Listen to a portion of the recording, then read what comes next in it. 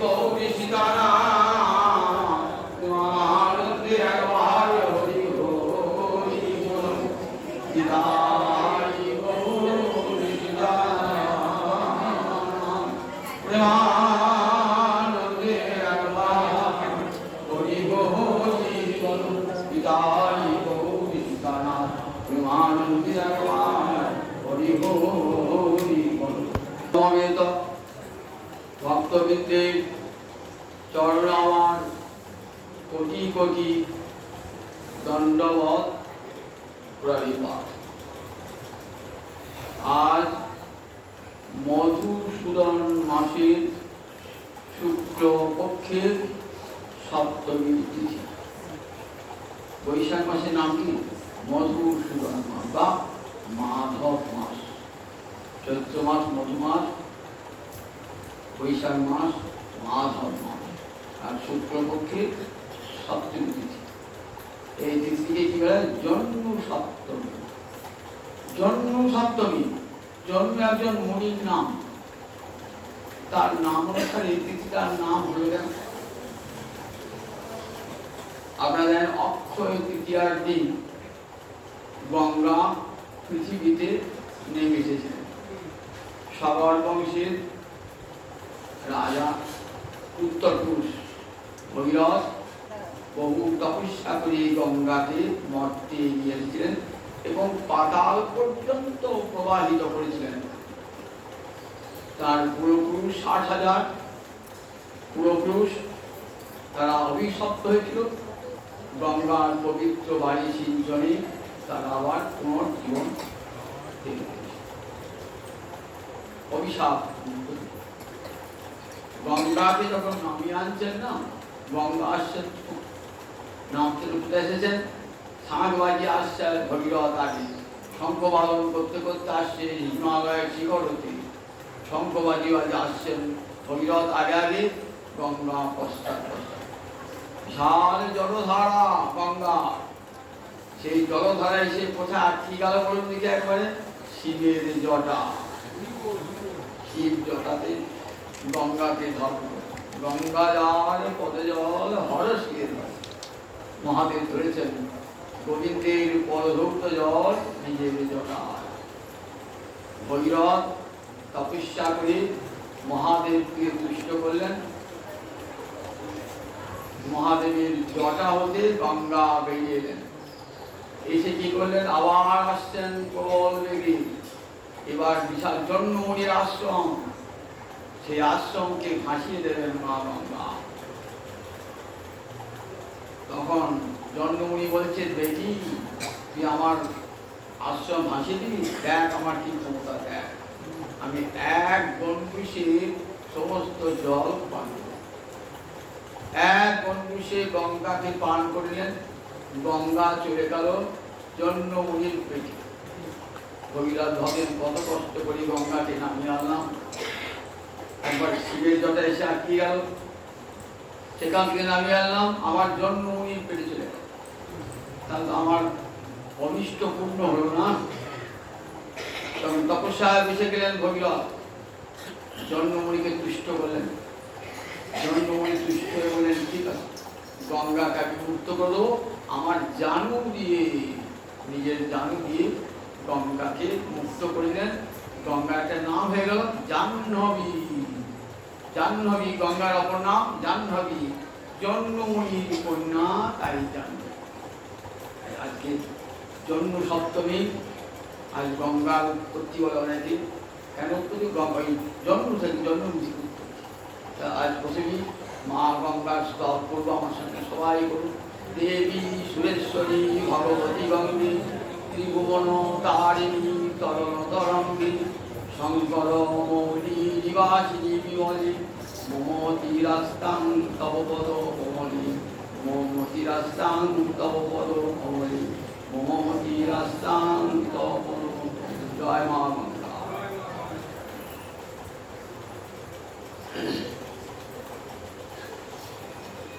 জয় রূপ সনাতন ভট্ট রঘুনাথ, শ্রীজীব গোপাল ভট্ট দাস রঘুনাথ, এই ছয় গোসাইয়ের করি চরণ বন্দন, যাহা হইতে বিঘ্ন নাশ আজও বাঙালি বৈষ্ণবের ঘরে ঘরে যখন হরি হরে নম কৃষ্ণ হয়, তখন আজও বাঙালি উচ্চকণ্ঠে জয় রূপ সনাতন ভট্ট রঘুনাথ, শ্রীজীব গোপাল ভট্ট দাস রঘুনাথ, এই ছয় গোসাইয়ের করি চরণ বন্দন, যা হইতে বিঘ্ননাথ অভিষ্ট। এই ছয় গোসাই যবে ব্রজে করিলেন বাস, রাধা মাধবের নিত্য লীলা করিলেন। তাহলে এই ছয় গোসাইয়ের অবদান রাধা কৃষ্ণের নিত্য লীলাকে প্রকাশ করেছিলেন। এই ছয় গোসাইয়ের মধ্যে দেখুন, রূপ, সনাতন এবং শ্রীজীব, এরা তিনজনই কিন্তু একই পরিবারভুক্ত। কর্ণাটকে রাজগুরু পরিবারে এদের জন্ম। চলে এসেছিলেন বাংলাদেশে, কিন্তু এরা অবাঙালি, বাঙালি নন, কিন্তু বহুদিন এসে বাংলাদেশে বসবাস করছিলেন। সনাতন বড়, রূপ ছোট, আর শ্রীজীব হলেন ভ্রাতুষ্পুত্র। শ্রীজীবের পিতার নাম ছিল অনুপম বা অরুণ। এই তিনজন একই পরিবারভুক্ত। জয়রূপ সনাতন ভট্ট রঘুনাথ, ভট্ট রঘুনাথ থেকে বাংলাদেশে যখন মহাপ্রভু গিয়েছেন, তখন তপন মিশ্র বলে একজন বৈদিক ব্রাহ্মণের সঙ্গে তার সাক্ষাৎ। সেই বৈদিক ব্রাহ্মণকে তিনি হরে কৃষ্ণ কৃষ্ণ কৃষ্ণ হরে হরে, হরে রাম রাম রাম হরে মহানাম দান করলেন। তিনি সাধন এবং স্বার্থ তত্ত্বকে বুঝতে পারছিলেন না। তখন বলে, তুমি নাম করো, নামই সাধন, আবার নামই সাধন। সেই তপন মিশ্রের পুত্র, তার নাম রঘুনাথ। মহাপ্রভু বলেছিলেন, তোমার এই পুত্রটিকে বিবাহ দেবে না এবং ওকে আমার জন্য রেখে দেবে। আমি যখন পুরী ধামে যাব, তখন ও আমার কাছে যাবে, সেখান থেকে বৃন্দাবন যাবে। দেখুন, মহাপ্রভু যে সন্ন্যাস, তখন সন্ন্যাস নেন নাই, কিন্তু তার কত আগেই মহাপ্রভু বলে রেখে দিয়েছেন, আমি পুরী ধামে যাব, সেখানে তোমার সন্তান যাবে এবং সেখান থেকে একটাকে বৃন্দাবনে যাবে। রঘুনাথ ভট্ট সোহেলা কণ্ঠে এমন ভাগ্য কাজ করতেন না, ময়ূরী বৃন্দাবনের সুখ শাড়ি এসে বসে শুনত রঘুনাথ ভট্ট। মানসিংহ, রাজা মানসিংহ এই রঘুনাথ ভট্টের শিষ্য, যার আদেশে এই গোবিন্দ দেবের মন্দির তৈরি হয়েছিল। বৃন্দাবনে গেলে দেখবেন গোবিন্দ দেবের মন্দির। বৃন্দাবনে গেলে তিন ঠাকুরকে না দেখেন না, তাহলে কৃষ্ণ দর্শন হয় না। কি করুন? শ্রী গোবিন্দ গোপীনাথ মদন, এটা কাহিনী আছে। শ্রী গোবিন্দ গোপীনাথ মদন মোহন, এই তিনজনকে দেখলে তবে আপনার বৃন্দাবন দর্শন সার্থক।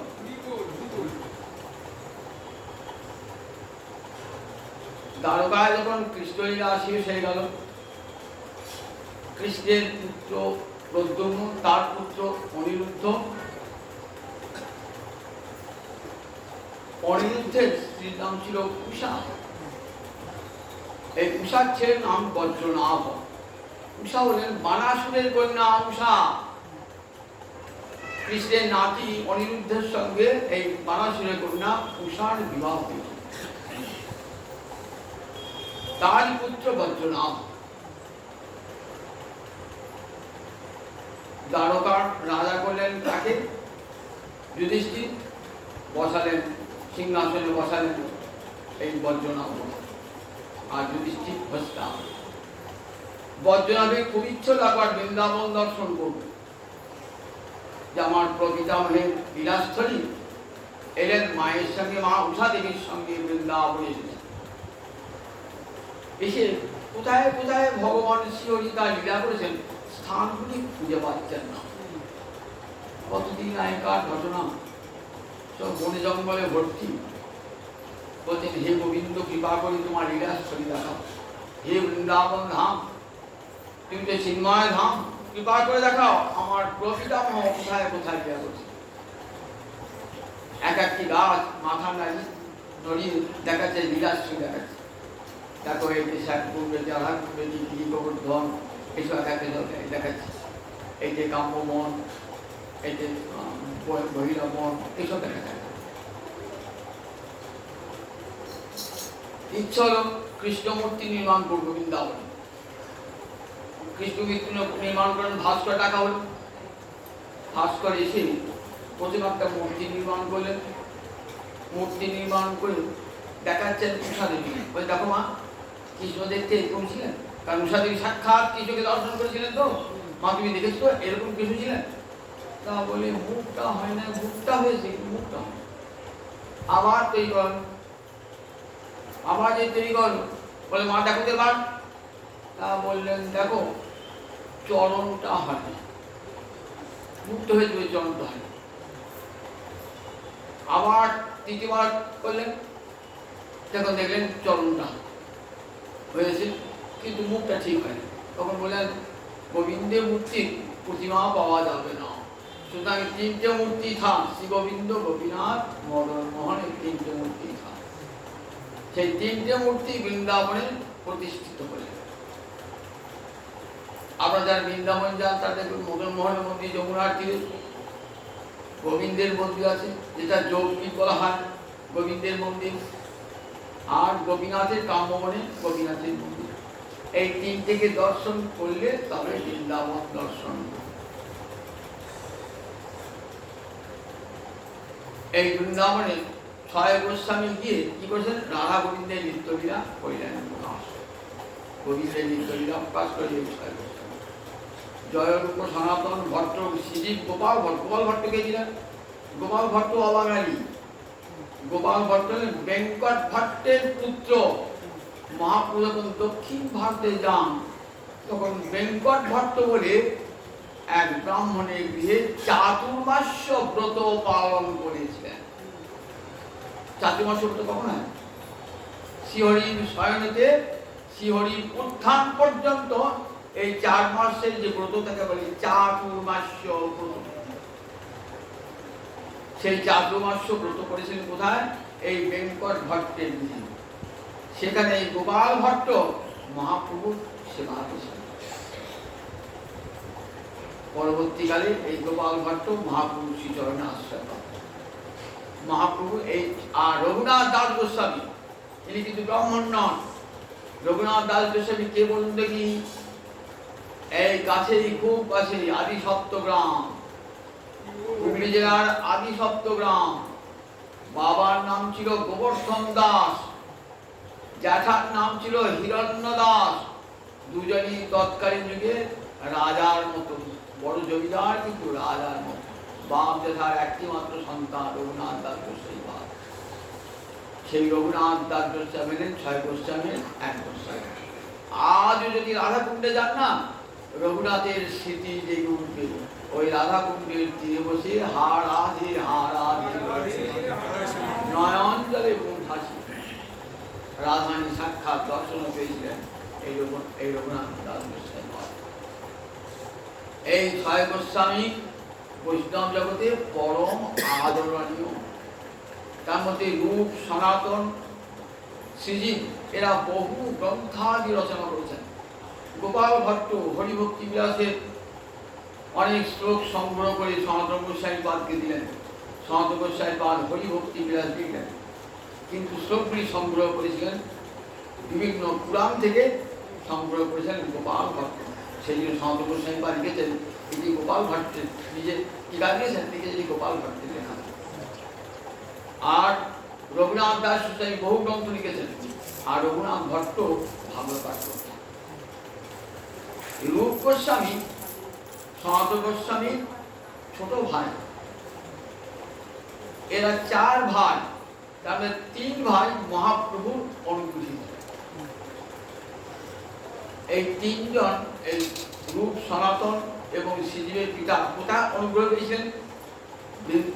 মালদহে। যখন মহাপ্রভু বৃন্দাবন যাবার ছল করে এলেন বাংলাদেশে, মালদহে গেলেন, তখন সেই মালদহে রাত্রিরাতে এই রূপ সনাতন এলেন মহাপ্রভুর সঙ্গে সাক্ষাৎ করতে। বলেন বিধর্মীর রাজত্ব এখানে না থাকাই ভালো, এই পরামর্শ দিন। এবং দন্তের তিনও ধারণ করে সেখানে মহাপ্রভুর চরণে চিরকালের জন্য শরণাগত। মহাপ্রভুকে দর্শন করে আর রাজকার্য চরম অনিহাম, কবে রাজকার্য পরিত্যাগ করে গৌরহরির চরণে আশ্রয় গ্রহণ করব বলে অন্তরে প্রবল স্পৃহা। এরপর থেকে রাজকার্য করতে পারে, কিন্তু রাজকার্যে ইচ্ছা ছিল না। মহাপ্রভু চিঠিতে জানিয়েছেন, প্রভু কতদিনে তোমার এই চরণ পাবো, রাজকার্য ছেড়ে তোমার কবে চরণ পাবো। মহাপ্রভু একটা পদ্ধতি জানেন, দ্রষ্টা রমণী, সে যেমন পরপুরুষের কথা সব সময় চিন্তা করে, কিন্তু বাইরের কাউকে জানতে দেয় না, সংসারের সব কর্ম করে, ঠিক তেমনি তুমি পরম পুরুষ শ্রী গোবিন্দে মনটা রেখে দিয়ে সংসার যাবতীয় কর্ম, যথাকালে গোবিন্দ তোমার গৌরহরি তোমাকে, যথাকালে গোবিন্দ তোমাকে সংসার থেকে উদ্ধার। প্রথমে উদ্ধার পেলেন কে? রূপ গোস্বামী পাদ। তিনি ছিলেন তৎকালীন দিকে অর্থমন্ত্রী, সনাতন প্রধানমন্ত্রী, সনাতনের পরেই স্থান অর্থমন্ত্রী রূপ গোস্বামী। যেমন শাস্ত্রী সুপণ্ডিত, তেমনি বিষয়ের কাজে নিপুণ। রাজা এতে মূল্য বুঝতে পেরেছিলেন, হিন্দু হলো পরম মেধাবী, বুদ্ধিমান, বিষয়ে অভিজ্ঞ, শাস্ত্রজ্ঞ, তাই রাজাকে খুব পরম সম্মান দিয়ে রেখেছিলেন। আর শ্রীজীব ছিলেন, শ্রীজীবের পিতাও ছিলেন উচ্চ রাজপ্রতিষ্ঠ কর্মচারী। যখন মহাপুরুষ সঙ্গে সাক্ষাৎ হয়, তখন শ্রীজীব 5 বছর বাবা। রূপ গোস্বামী পাদ মহাপ্রভুকে দর্শন করে প্রথমে কি বলে প্রণাম জানালেন, এবং নমো মহাবদান্যায় কৃষ্ণ প্রেম প্রদায়তে কৃষ্ণায় কৃষ্ণ চৈতন্য নামে গৌরত্তিষে নমো মহাবদান্যায়। বদান্য মানে দাতা, মহাবদান্য। তোমার মতন দাতা ছিল মনি কোন ভগবান জগতে আসেন নাই। তুমি ব্রহ্মার দুর্লভ প্রেম জগৎকে দান করতে এসেছো, তাই তুমি তো দাতা শিরোমণি। যে রাধারানীর প্রেম ব্রহ্মাদি দেবগণ নিরন্তর বাঞ্ছা করেন, সেই রাধারানীর প্রেম জগতে বিতরণ করবার জন্য তুমি আবির্ভূত হয়েছো, তাই তোমার মতন দাতা জগতে আর কি আছে? সবচেয়ে প্রিয়তম বস্তুটি দান করেছো। যে নিজের সবচেয়ে প্রিয়তম বস্তুটি অপরকে দান করে, তাকে আমরা কি বলি? দাতা শিরোমণি। আমার মহাপ্রভু তার নিজের সবচেয়ে প্রিয়তম রাধা রানীর প্রেম, সেই প্রেম দান করলেন অবিচারে, পাত্রাপাত্র বিচারণানে ন কুরুতে। কে পাত্র কে অপাত্র, কে যোগ্য কে অযোগ্য, বিচার পর্যন্ত করিলেন না। ব্রাহ্মণ থেকে চণ্ডাল, ধনবান থেকে দরিদ্র, পুণ্যবান থেকে পাপিষ্ঠ, ভাগ্যবান থেকে দুর্ভাগা, সকলকে দান করলেন এই কৃষ্ণকে। কত বড় দান বলুন কি? এত বড় দান জগতে আর ভগবানের কোন অবতার করেছেন?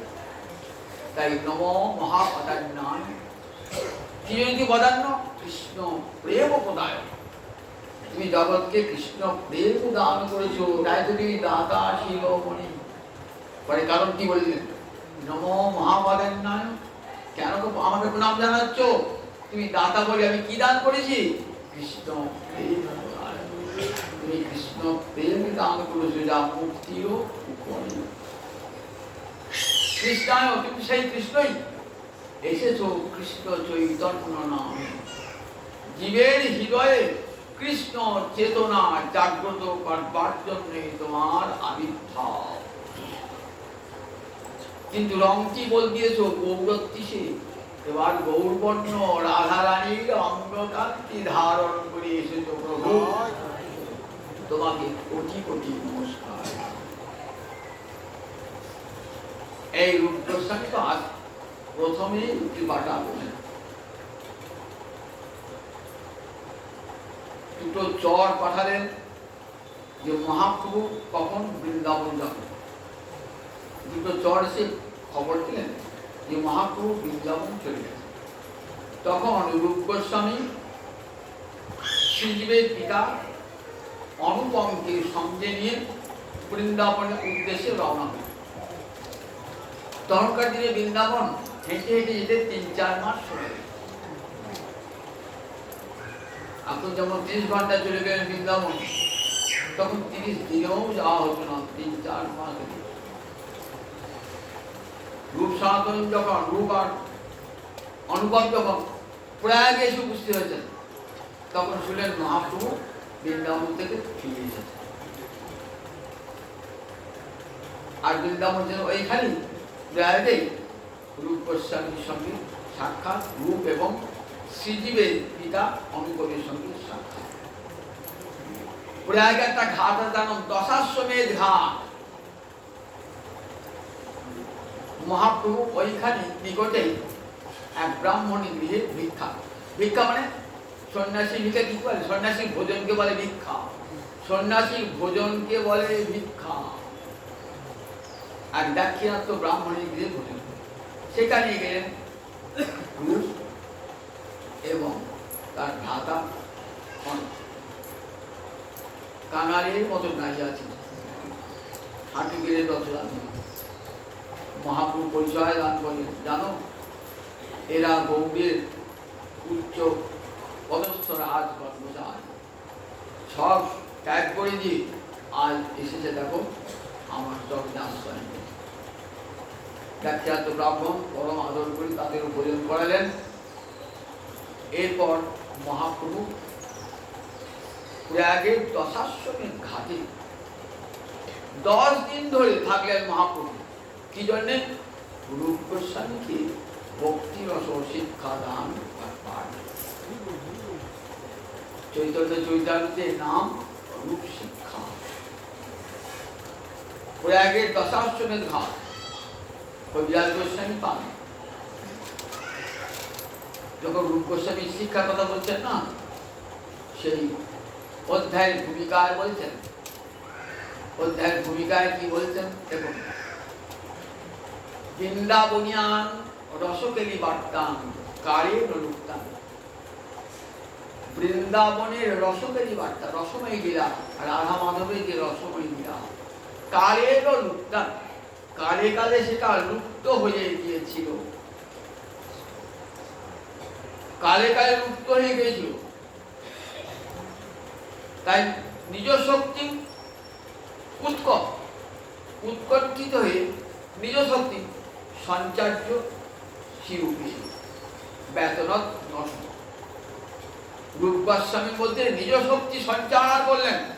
সঞ্চার করে আবার সেই প্রেম ভক্তি, সেই রাধা মাধবের রসময় লীলা বেতন, বেতন মানে তন্ধাতত্ত্ব বিস্তার করা, বিযুক্ত অতনত বললেন। বেতন মানে বিশেষ রূপে বিস্তার করলেন।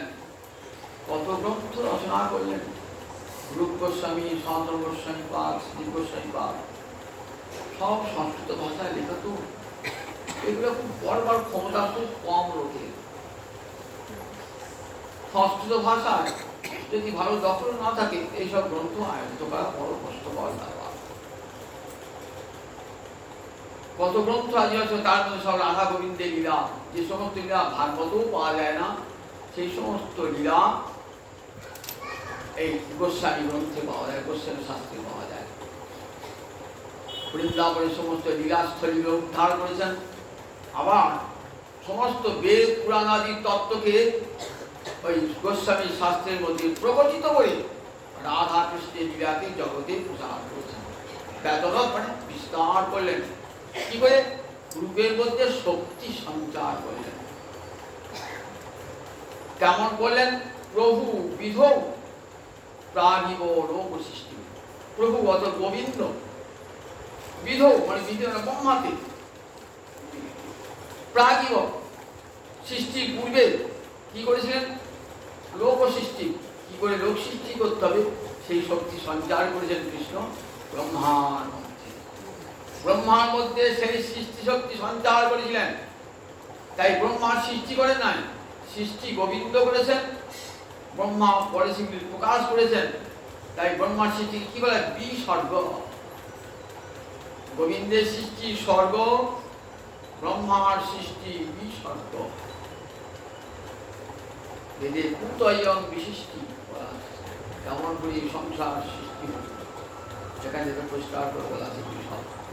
এই যেমন করে ব্রহ্মার মধ্যে শক্তি সঞ্চার করেছিলেন ভগবান সৃষ্টির প্রাগীয়, সৃষ্টির প্রাককালে, তেমনি করে রূপের মধ্যে শক্তি সঞ্চার করে। এই রূপকে কাছে ডেকে নিয়ে আদর করে প্রয়াগে দশাশ্বমেধ ঘাটে বলেন, দেখো রূপ পারাবার শূন্য গভীর ভক্তি রস সিন্ধু, তোমা চাখাইতে তার কহি এক বিন্দু। সমুদ্রে যেমন এপার থেকে ওপার দেখা যায় না, তার তল দেখা যায় না, সেই রকম ভক্তিরস সমুদ্র তুল্য, যার এপার ওপার দেখা যায় না, তলও দেখা যায় না। তোমার চাখাইতে তার কহি এক বিন্দু। চাখাইতে মানে চেখে রাখবার জন্য। আপনি রান্না করছেন তো, রান্নাটা কেমন হয়েছে, পাশে বসে আছে, হাতে পাশে দেখো, চেখে দেখছো ঠিক নুন ঝাল সব করছি, কত করেছি কিনা বলেন না, চেখে দেখবে। তোমার চাখাইতে তুমি আমায় চেখে দেখো, আমি যা বলছি আমি তোমাকে সংক্ষেপে সূত্রকে বলছি, বিস্তার করে বলতে পারবো না। আমি তোমার মধ্যে কৃপা শক্তি সঞ্চার করলাম, তুমি সেগুলি বিস্তার করো। আমি তোমার মধ্যে কৃপা শক্তি সঞ্চার করো। এখন কেমন কৃপা শক্তি সঞ্চার করেছেন, লিখলেন বিশাল গ্রন্থ ভক্তি রসামৃত সিন্ধু। মহাপুরুষের না ভক্তি রস সমুদ্র, সেই ভক্তি রস সমুদ্র, চারটে লহরী, পূর্ব পশ্চিম উত্তর দক্ষিণ, চারটে লহরীতে ভক্তির কত ভাব।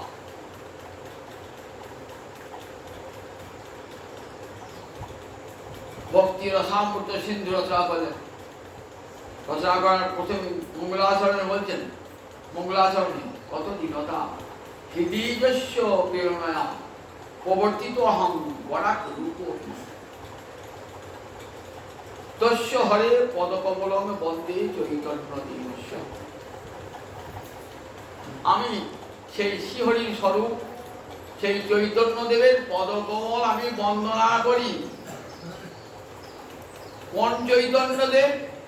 হৃদিজস্য প্রেরণয়া, যিনি আমার হৃদয়ে বসে প্রেরণা দান করছেন, যার ফলে আমি ভক্তি রসামৃত সিন্ধু গ্রন্থ লিখতে সমর্থ হয়েছি।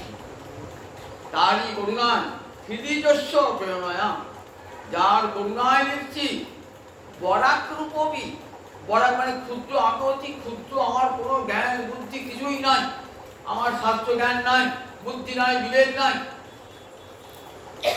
কিন্তু মুখং করতি বাচালং পঙ্গুং লঙ্ঘয়তি, গোবিন্দের কৃপায় মুখ বাচাল হয়,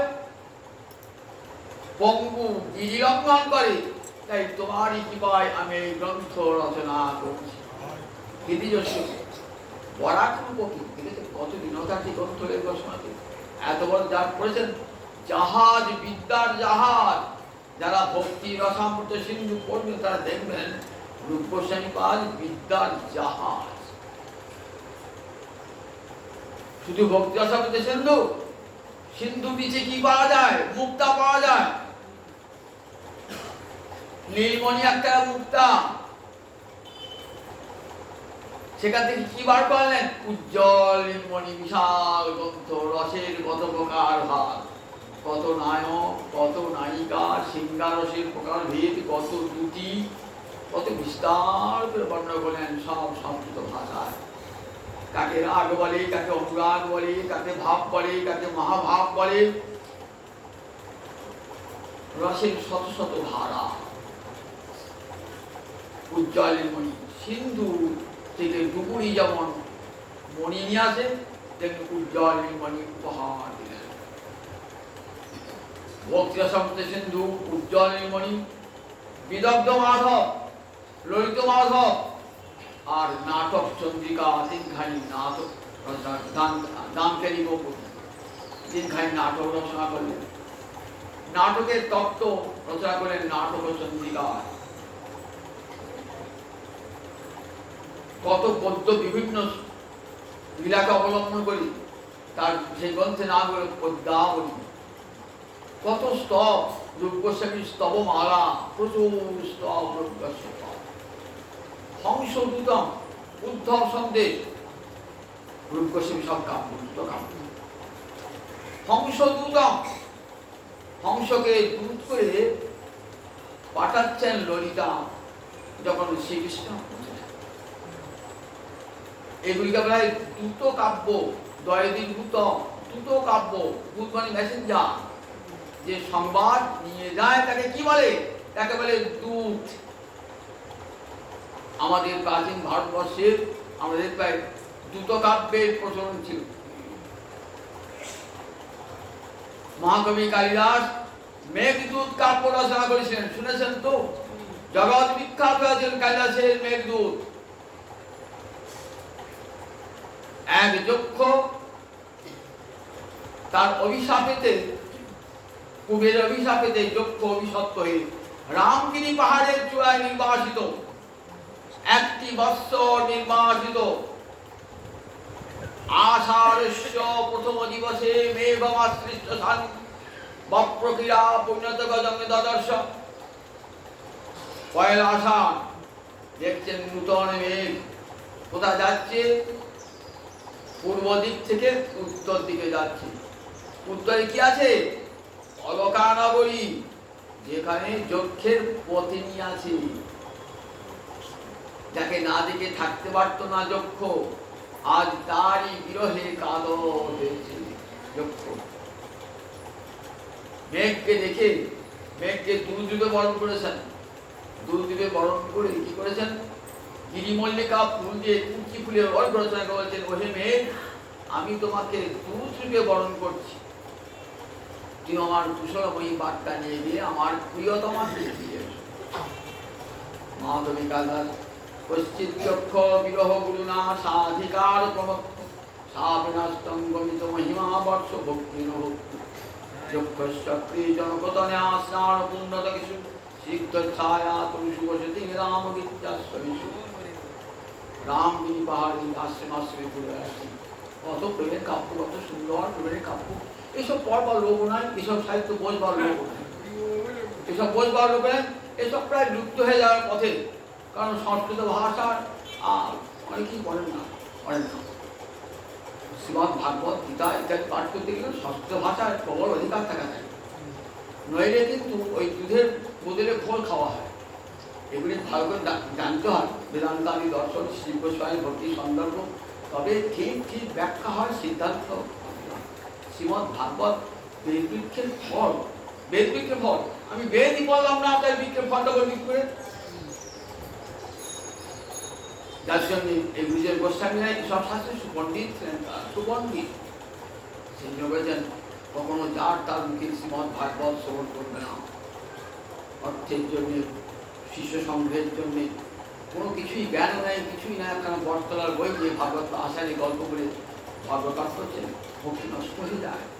বলেন অবৈষ্ণব মুখোদ্গীন, সে কৃষ্ণ কি জানে না, কৃষ্ণ মন্ত্রে দীক্ষাও সে গ্রহণ করে নাই, ভক্তি তত্ত্বও জানে না, অতএব ভাগবত পাঠ করছে। বলেন অবৈষ্ণব মুখোদ্গীর্ণং পুতং হরিকথা মৃতং শ্রবণং নৈব কর্তব্যং সর্বোচ্ছিষ্টকে যথা হয়। ভাগবত শ্রবণ অবশ্যই কর্তব্য, যেখানে ভাগবত নাম শুনে মাথাটি নত করবেন। কিন্তু অবৈষ্ণবের মুখোদ্গীর্ণ, যার গুণকর্ণ পর্যন্ত হয় নাই, বলেন তার মুখে কখনো শ্রীমদ্ ভাগবত শোনা উল্টো ফল হবে। দুধ খেলে শরীর পুষ্ট হয় ঠিক কথায়, কিন্তু সাপে খেয়ে দেয় যদি দুধটা, তাতে মৃত্যু হতো।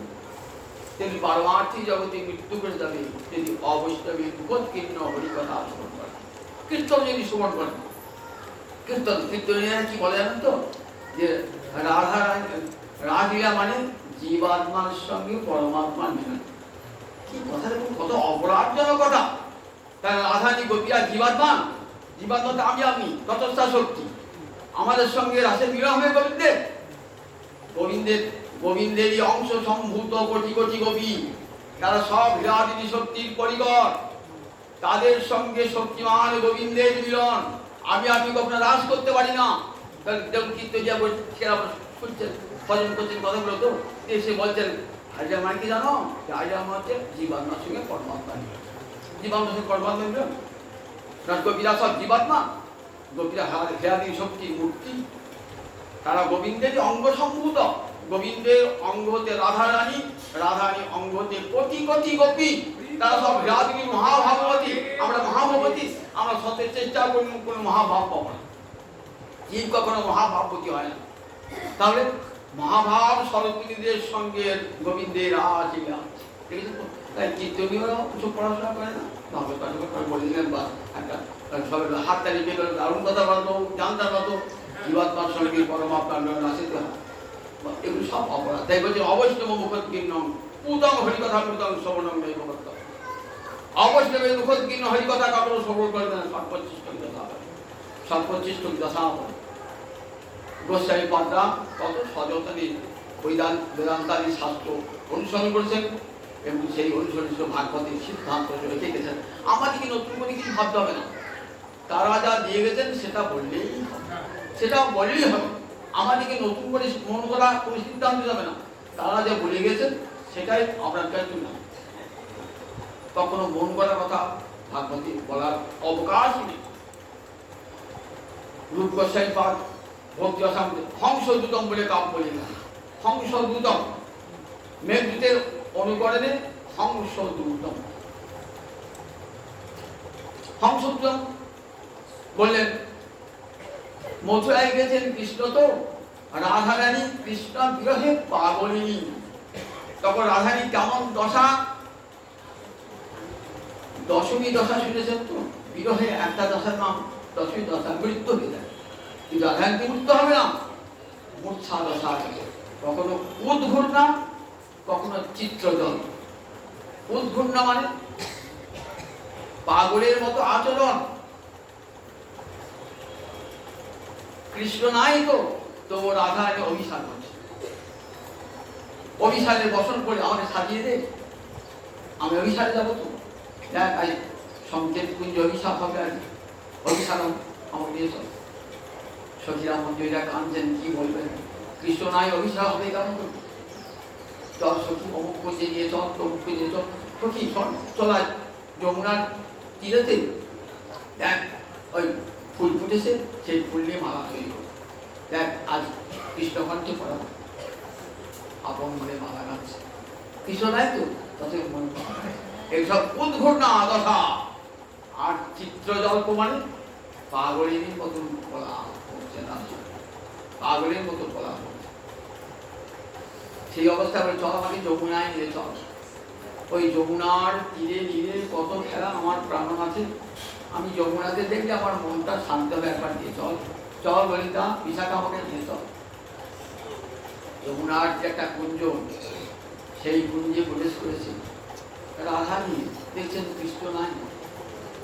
তখন যখন বাহ্য দশা আসছেন না, অন্তর্দশা থেকে যখন বাহ্য দশা আসছেন, তখনই আর মুছতে আর জ্ঞান থাকছে। তখন ললিতা বিশাখা কি করছেন, পদ্ম পাতা উপর সুজি যমুনায় জল আনতে যাচ্ছে। ললিতা দেখলে একটা শ্বেত বর্ণের হাঁস আসছে, ওই হাঁস তুমি শ্বেত বর্ণ, সত্যগুণযুক্ত সাত্বিক ভক্তলোক আছো তুমি, এত সুন্দর তোমার গায়ের রং, তুমি মনের কথা ঠিক শুনবে আমার নয়। তা দেখো তোমাকে একটা কাজ করতে হবে। কি কাজ করতে হবে? তুমি আমাদের সংবাদটা বই নিয়ে যাবে। কোথায়? মথুরায় যাবে, মথুরায় যাও, সংবাদটা নিয়ে যাবে। সংবাদে কি বলবে? দেখো রাধারানী তোমার বিরহে মূর্ছা দশা প্রাপ্ত হয়েছে। রাধারানী তোমার বিরহে, তুমি কি রাধারানীকে ভুলে গেছো? সেই বৃন্দাবনের কথা কি মনে নাই? সেই বৃন্দাবনের রাসলীলা, গোবর্ধনী গোচারলীলা সব ভুলে গেছো? সেই যমুনাকে ভুলে গেছো? সেই রাধাকুণ্ড শ্যামকুণ্ড ভুলে গেছো? সেই রাধাকুণ্ড ভুলে গেছো? এই কথা যাবে তুমি কোন পথ দিয়ে? পথ দেখি ঠিক মেঘ যেমন পথে বর্ণনা আছে না, তেমনি করে যাবে, এই পথ দিয়ে যাবে, এই পথ দিয়ে যাবে, যে পথ দিয়ে অকুলের রথে চাকা দিয়েছে। রাধারানী নয়ন জলে হাসছেন, অবমান বকুল মানিক প্রহরী মিল, বকুল মানিক অবমাধব মথুরা গেল, গোকুল মানিক প্রহরী নীল, আজ গোকুলে উথল করুণা করো, নয়ন জলে দেখো বহয়ে কল্লোল।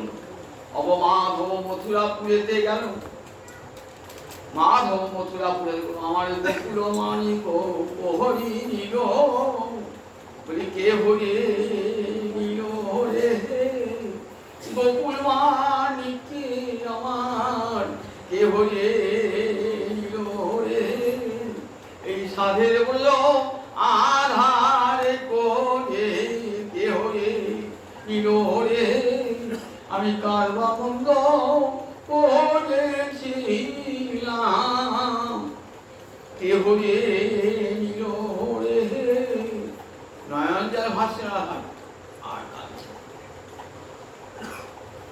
দেখো হাম চূড়াবাই দেখে যাও রাধারীর দুর্দশা দেখে যাও। আবার বলছেন হাম যাবে এই পথে, শোনো কখন বলবে, যদি দেখো মথুরাপুর রমণীগণের সঙ্গে বিলাসী মাতোয়ার হয়ে যান তাহলে বলো না, আমরা তো বুঝের গোয়ারি নেই, আমাদের কথা শেখানো। কখন বলবে, যখন বসন্তের পবন প্রবাহিত হবে, তোকেই ডাকবে বহু স্বরে, তখনই বৃন্দাবনের স্মৃতি জেগে উঠবে, তখন ধীরে ধীরে বলবে আমাদের কথা, আমাদের কথা বলবে। বলবে তুমি তো বেশ পূজা সুন্দরকে পেয়ে সুখে আসো, আর বোঝের গোয়ালির কথা ভেবে একবারে মনে পড়লো না, সেই বৃন্দাবন, সেই রাসলীলা, সেই যমুনা পুরী, সেই রাধাকুণ্ড, সেই শ্যামকুণ্ড, একবারও মনে পড়লো না। বলছেন দেখো তুমি গিয়ে কি করবে, যদি কৃষ্ণ কাকে কৃষ্ণ বলে চিনব, তা বলেন দেখবে যাকে দেখে পাই তোমার হৃদয়ে পরমানন্দের উল্লাস দেখা দেবে, জানবে সেই কৃষ্ণ। সেই নন্দনন্দনকে দেখলেই দেখবে চিত্ত আনন্দে অভিভূত হয়ে যাবে, জানবে সেই কৃষ্ণ।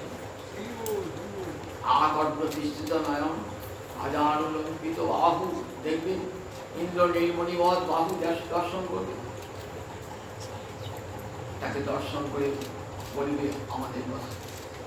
যদি না শোনে তাহলে গলায় যে বনমালাটা আছে না, বনমালাটা একটা বলবে, বনমালা তুমি যখন বক্ষে থাকতে, যখন আমাদেরকে বক্ষে আলিঙ্গন করতেন, তখন আমাদের বক্ষে প্রেমের বিরহের জ্বালা তুমি বুঝতে পারতে, তাহলে তুমি একবার কৃষ্ণকে বলো, তুমি একবার কৃষ্ণকে বলো আমাদের হৃদয়ের কত ভালোবাসা, একবার কৃষ্ণকে বলো বনমালা। কৌস্তুভমণি, গোবিন্দ কণ্ঠে থাকে কৌস্তুভমণি, ওই যদি বনমালার কথা না শুনি তাহলে কৌস্তুভমণিকে বলি। দেখো মণি তো তুমি কৃষ্ণকণ্ঠে রয়েছো, যখন কৃষ্ণ আমাদেরকে আলিঙ্গন করতেন তখন ওই কৌস্তুভমণি আমাদের বক্ষে থাকত, আমাদের বক্ষে স্পর্শ করত, আমাদের হৃদয়ের জ্বালা অনুভব করতে করত। যদি না শোনে কর্ণের কুণ্ডলকে বলবে, কর্ণের কুণ্ডলকে, কর্ণের কুণ্ডল দেখো তুমি তো গোবিন্দের ললার গন্ধদেশ শোভা করে দিয়েছো, দেখো তুমি কৃষ্ণের কানে কানে বলবে গোবিন্দের কথা। রাধারানী মাঝে মাঝে পাবলিক বলছেন একটা পত্র দেবো, মনে হয়েছে একটা পত্র পাঠাবো, কি লিখবো পত্রে ঠিক করতেই তো পারছি না, কি বলবো, যে আমি তোমাকে প্রাণের চেয়েও বেশি ভালোবাসি। না না, সে বললে আমার ভালোবাসা লঘু হয়ে যাবে, তোমাকে ছাড়া আমি বাঁচবো না, লিখো না। সে বললে আবার প্রেমের গরিমা প্রকাশ পেয়ে যাবে। আমি যখন বৃন্দাবনাদি দর্শনে গিয়ে তখন তোমার কথা মনে পড়ে, তাহলে আমার স্মরণ মহিমা আমার প্রকাশ পেয়ে যাবে। না না ললিতা, আমি কিছুই লিখতে পারছি না, আমি কিছুই লিখতে পারবো বলে আবার রাধারানী কাঁদতে কাঁদতে শুয়ে পড়ছেন। ললিতা কিছুই ঠিক করতে পারছে না, রাধারানী পাগড়িও শুয়ে পড়ছে। বলছেন দেখো হংস, যদি কৃষ্ণ তোমার কথা না শোনে না তাহলে কি করবে তুমি, না কৃষ্ণের চরণ পানে চাইবে। কৃষ্ণের বদন নিষ্ঠুর হতে পারে, কিন্তু চরণ বড় করুণা, ওই চরণের কাছে নিবেদন করবে যে দেখো অনাথিনী বুঝে গোয়ালিনীরা আজ আলু সালু বেশি পাগলনি হয়ে কাঁদছে, তোমার বিরহে তাদের প্রাণ যায় যায়, তুমি আসবে বলে গেছো অহম আয়াসে। সেই আশাটা বুকে নিয়ে এখনো ব্রজবালারা বেঁচে আছে। যদি কৃষ্ণ আসেন তবে তো দেখা পাবো, এই আশাটা নিয়ে বুকে বসাছেন। যাবার সময় মহাপ্রভুকে রথে চেড়ে কি বলেন, গোবিন্দ দামোদর মাধবে, কি কবিরা চিৎকার করছেন, ছুটে গিয়ে রথের চাকার উপরে বুক পেতে দিচ্ছেন। ধীরে ধীরে রথ চাপাচ্ছেন, রথ চালাচ্ছেন, ভাবছে যদি গোপীদের পক্ষের আঘাত লেগে যায়। ও ধীরে ধীরে চালাচ্ছেন, হে গোবিন্দ বলে কাঁদছেন ব্রজবালারা। গোবিন্দ মানে বললেন, গো শব্দ অর্থ ইন্দ্রিয়, আর বিদ্যাত অর্থ লাভ করা। বললেন গোবিন্দ তুমি যখন যাচ্ছ না, আমাদের ইন্দ্রিয়গুলিকে সব নিয়ে যাও। কেন? আমাদের ইন্দ্রিয়গুলি তোমার সেবা করবার জন্য। তুমি যখন থাকবে না, আমার ইন্দ্রিয়ার কি কাজ? আমাদের চোখের কি কাজ? আমরা তো অন্ধ হয়ে থাকবো। আমাদের কানের কি কাজ? আমাদের হস্তের কি কাজ? আমাদের চরণের কি কাজ? আমাদের বদনে কি কাজ? তাই আমাদের ইন্দ্রিয়কে সঙ্গে নিয়ে দাও, তোমার সেবা করো। গোবিন্দ ফিরে তাকালেন না, দামোদর ভাবলেন মায়ের কথা মনে করি। আমাদেরকে অস্বীকার করতে পারে, পৃথিবীতে মাকে অস্বীকার করতে পারে এমন কেউ না। কেন? নিজের দেহ দেখে মনে পড়ে মায়ের কথা। আমার এই দেহটা কে গড়ে দিয়েছে? আমার মায়ের রসরক্ত দিয়ে দেহটা, দেহের দিকে তাকালেই মায়ের কথা মনে পড়ে। তাই বলে দামোদর, মা যশোদা তোমাকে পেটে বেঁধেছিলেন, দামোদর মায়ের কথা মনে পড়তেন, তাও ফিরে তাকালেন না। শেষকালে অভিমানে কাটছেন মাধব। মাধব, মা মানে লক্ষ্মী, ধব মানে স্বামী।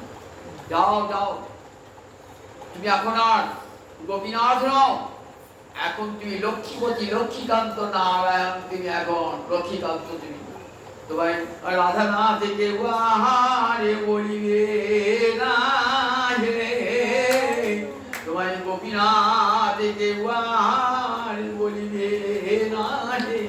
এখনো তুমি রমানাথ হয়েছ, তোমায় গোপীনাথ আর কেউ বলিবে না গো। নয়ন জলে বুক ভাসছেন গোপীরা। গোবিন্দ বা মুক্তি বলেন অহম আয়াসি, আমি আসবো। এই যে আমি আসবো বলেছেন না, আশাটি বুকে ধরে আছেন।